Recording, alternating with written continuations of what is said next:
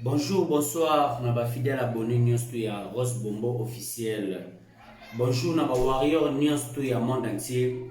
Oh bon, soit bakou ya Orlando bongo vidéo. Voilà, ngai bongo votre MD serviteur Boaz Poutine, garçon climatisé. Voilà, likez vidéo. Oh, soit bakou kota live vidéo, soit like bakou kota live, likez vidéo, partagez massivement et pour ça la bongo vraiment bien pour ça la bongo. Makas et pour soutenir bongo chaîne il y a Rose Bombo officiel. Voilà, lianzi na éviter ozana nindo bonangai. Faut se respecter. Au moni débat à musique topé polémique ya musique fait soukara na ba polémique moko loyal et comme ara de loyauté. Ozali ko sala ndeko na ngai faut arrêter. Faut ça un grand respect na Fally Ipupa. Waza bongo père de famille, tout le la vie artistique, tout le la vie artistique après. Azana no mutu d'après tout. Aza parent, aza papa, azana mwasi, azana ana bana. Ou appeler ça la bonne éducation.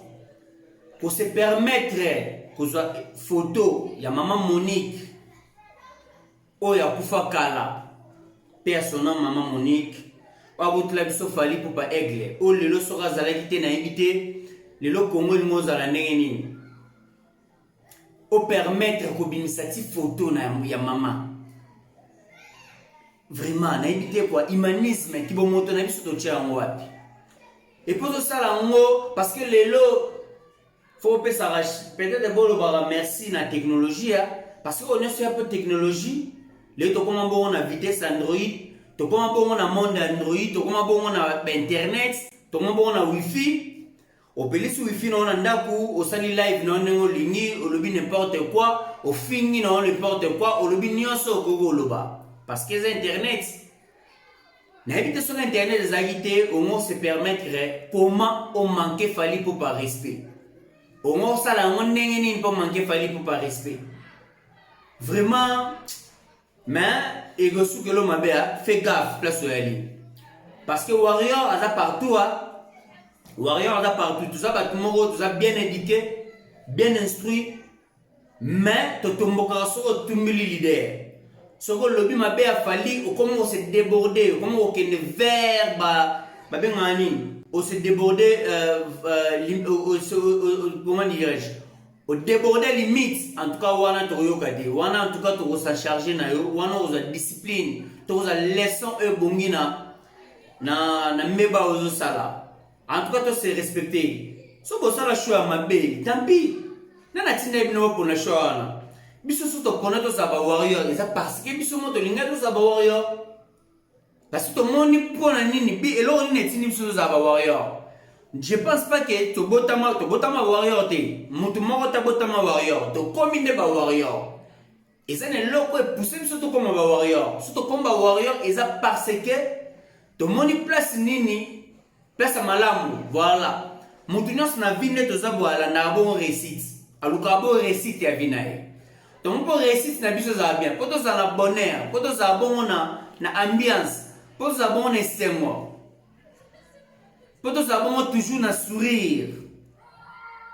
Tous avons na babengani tous nous commenter na vie tous na tout monde ba galère tous ba difficulté té.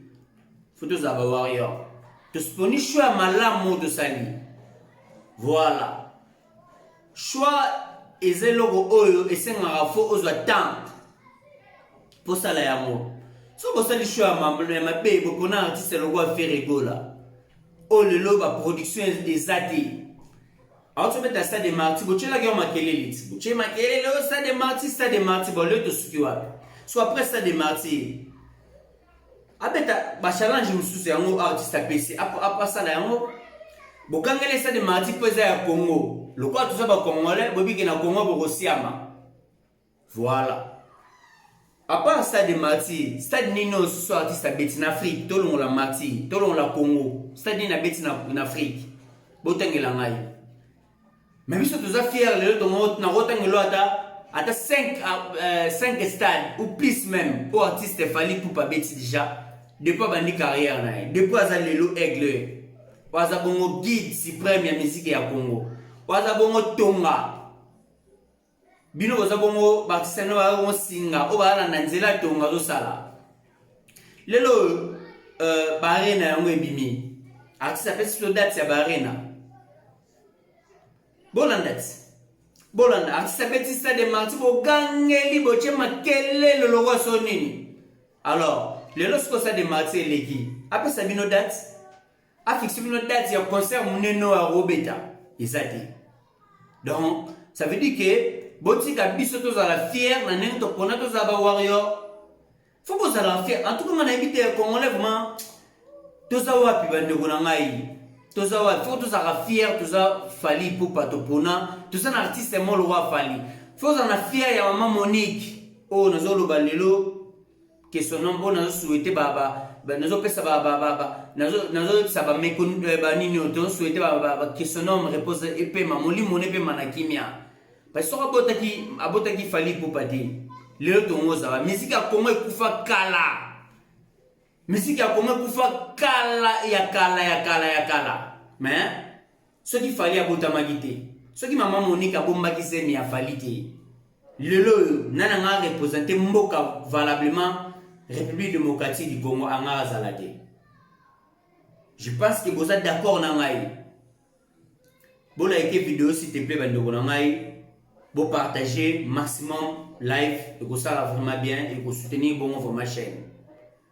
En tout cas, photos à la fière biso ba warrior.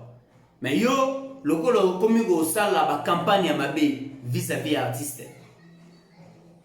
Okomo luka kofinga loko ekokite artiste bo mo kota ba vie privée. Or ezali ma be. To suka la musique, to ça er mon respect, to ça na minimum ya respect. Et c'est très important. Bah là, il faut tout ça là, il fait attraper ma famille place de outia sans le savoir sur où barader. Parce que ngai bonatem na plateau, na se permettre de quelque soit nini, na lo ba bemo bobe na kendo au-delà, na kende au-delà de la musique, peut-être dans le côté de la vie privée, na no finga maman et artiste sont ngolon pakala. Tout ça na ba respect. Parce que biso nia sunet to botambo, to za bo na muki to botam na ba maman.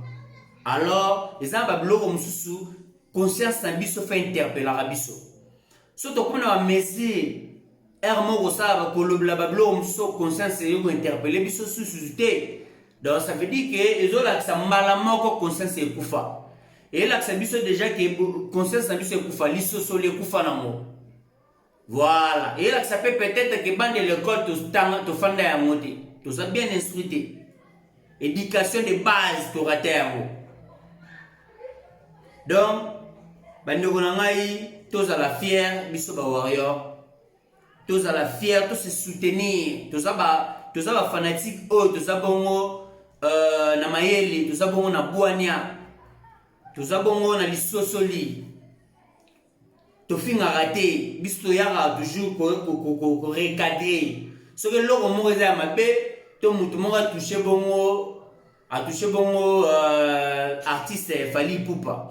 Ndé to ya bon ko lobela to ya bon ko recadrer to ya bon ko sala ba analyse ko talisa place nini onzele zali ko monisa ba ko la sabato nzela o ba bungi ya o bazambo na libunga ko la sabango place nini ba bungi ko talisa bango lumière biso za wan lumière parce que nzela na biso za lumière nzela biso za polé nzela biso za tout droit nzela biso za ngi mabaku.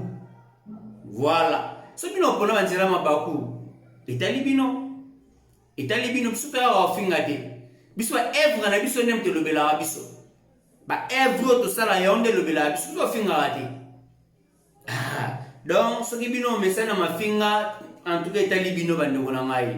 Voilà. Donc les guides à Sarah toujours, il faut supporter à nous, en tout cas faut souffrir na nous, pour souffrir, faut souffrir na nous.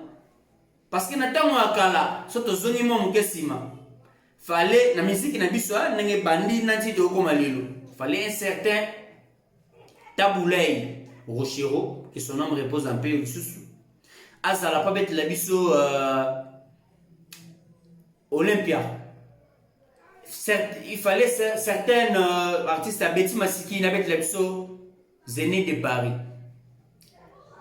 Fallait certains Kofi Olomide, pas bête la biche, mais il est comme un ennemi, un jaloux, ya moi na oye mogo, abimina orchestre nae. Fallait ça la pas bête la biche bongo, ça logo la Bercy, ou le logo ma bongo New Arena, ou artiste pas bête qui déjà longo la d'année noire. Fallait pas les sous un certain Fally Ipupa, azala la musique na biso Congo. Pas bête la biche bongo, défense. Paris Défense Arena. Auto Ebakite. Tu connais ça quand le roi Bercé, ça le roi la souka basal na Paris. Et souci basal nyonso. Dans le lot, tous à la fière. Certains artistes Fally Ipupa. Dicap la merveille. El Marabio chez Pibe de Holo. À la Kisibiso. Défense Paris Arena. Défense Paris à New Arena. Parce que tu as monté personnellement. Ce qu'il fallait annoncer qui date à concert au thé, peut-être que tu vas faire une pote ba yeba ki yango.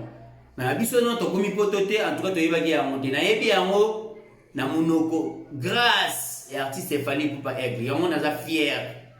Naza fier le los à la warrior. Naza fier le lo ya représenter valablement moko ya F victime, moko ya ba warrior.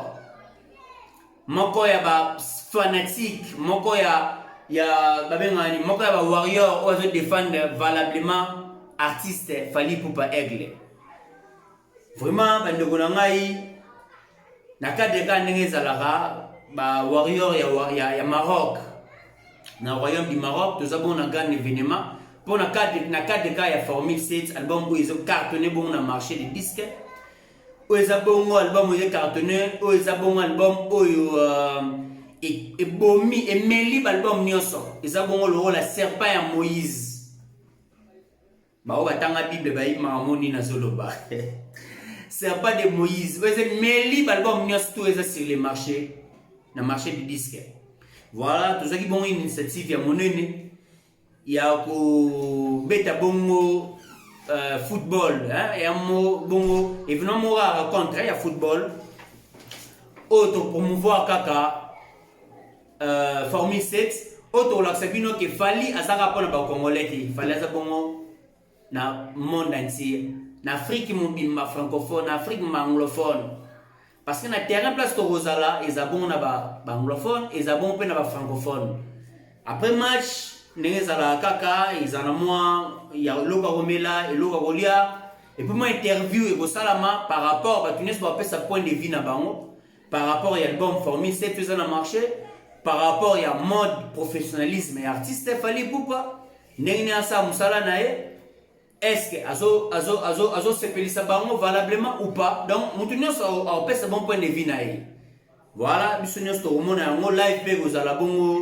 vous allez bon jouer en direct et les kabongo na ba chaîne abiso Rose Bombo et puis bon on a 4 chaînes news télévision bon la bon intégralité il y a raconte que nous ndenge les cas bon na ndenge différents personnages or pesa bongo point de vue nae voilà donc moi message à muke na yaki na ngo na lobela bongo lianzi garçon mongo imbécile ya garçon un illettré muto atangate azana na problème ya beauté azana problème de mentalité asu chance ya okende poto aluka nanu bongo babengani a stabiliser vie nae aluka soki mukanda aluka soki a orienter vie nae ndenge nini a se permettre un imbécile un individu à se permettre à nos finga bongo Fally Ipupa à quel bongo au-delà na finga bongo maman aboti bongo artiste voilà donc fallait ko recadrer bato ya bongo raison ça bongo na nzela comment ça place nini ko la kisaye et nini o yazali à se permettre à l'obage non yaza bongo mobali aza bongo soldat biso to intimider yaza bongo arose ko s'intimider arose la bongo intimider te na batako to sela e so ça batako to so sonne na nzela to la sonne place yo zali to so taliso que non place on ngocha makole si que pesa melioti et repé otika la pesa melopete ata mokete en tout cas bande ko nanga vala message ya mokena zaki na ngwana en tout cas merci mingi na équipe technique nyonso ya Rose Bombo officiel. Merci mingi na bandeko nyonso oyo bakozali beaucoup ya kolanda bongo live oyo bolike bongo vidéo et puis bo partager message oyo ekomela bongo na matoi na ba warrior nyonso tout bazoni partout dans le monde. Donc voilà, mbote na opesa mo ba remerciement surtout na Dieu le tout puissant o apesa nga souffle de vie nazala bongo devant ma poste téléviseur na bino. Na pesi bombote bongo na mama botinga, na pesi bombote na Jonathan de Gisman, na Fuji Mavinga exemple Njili, na pesi bombote na Fiston Bekam, mbote bongo na Trésor Lakis, mbote bongo na Junior Escalator, Fuji, et puis mbote bongo na Masa na ngai Cliff, Yoebi, Cliff. Serpent de Moïse. Donc voilà, quant à moi je vous dis merci et puis on se dit au revoir, bye bye, à la prochaine.